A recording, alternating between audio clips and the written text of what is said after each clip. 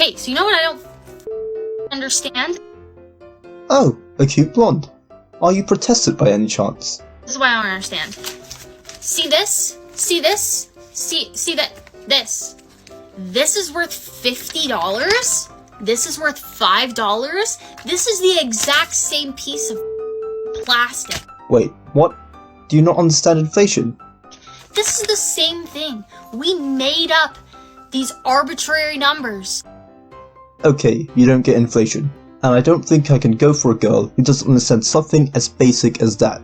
Okay, she'll probably not go for me in a million years, but that's not the point. Instead, we should be asking, what is inflation? Inflation is a general rise in the price level of an economy at a given time period. Now let's break down what she said. See this? See this? See that? This. This is worth $50? This is worth $5? This is the exact same piece of plastic.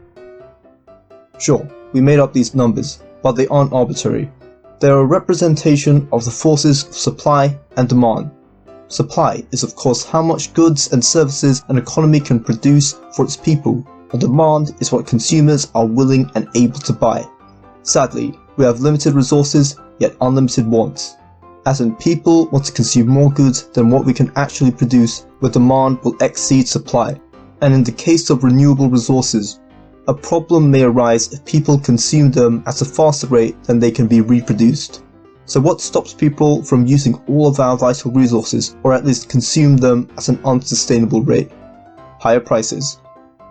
Another way of visualizing inflation is the difference between an economy's supply and demand of a particular product.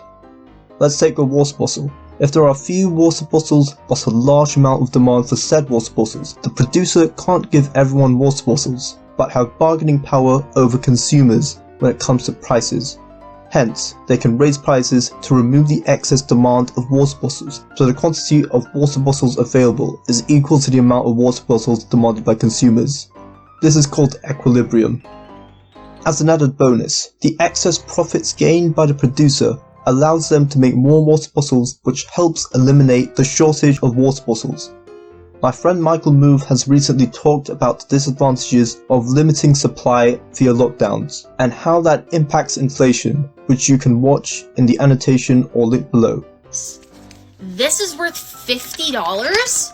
This is worth $5? This is the exact same piece of plastic. Sure, they are the same plastic, but it represents the ability to demand goods and services. And this relates to the quality of your labor. If a worker is more efficient in their job by being more productive than others, they are compensated by being more able to demand goods and services. Hence, why some people have more money than others.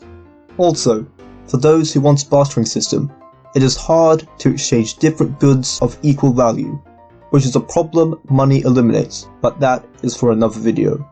And then we said, we can't print more or else it'll be worthless. How about just don't let it be worthless? How about just don't tell anybody? Or just don't let it happen. We literally made this up. 1. Inflation will occur whether people know it or not.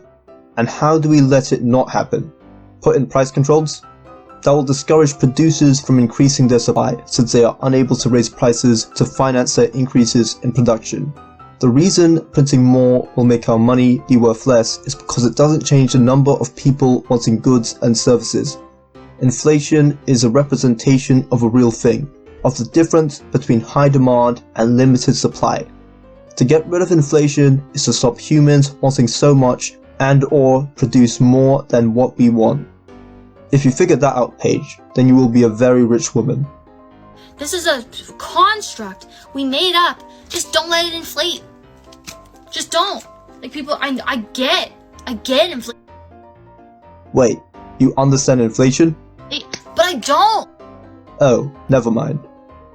You let this happen. You let this happen. How about you just let everything else happen too? Why don't you just let stuff not inflate? Just deflate it. Multiple reasons. One is the fall in supply, as mentioned previously with price controls. Another is that falling prices, aka deflation, can discourage consumers from spending, since they may wait to see if prices will continue falling before they spend any more. which hurts economic growth. Anyway, I'd like to thank Dropware for pointing this video out to me, and his channel is linked below. Anyways, I hope you enjoyed this video. If you did, please give a like and comment, as it really helps my video in the YouTube algorithm. And if you like economics and political commentary, consider subscribing. Maybe follow me on my Twitter, and see you later.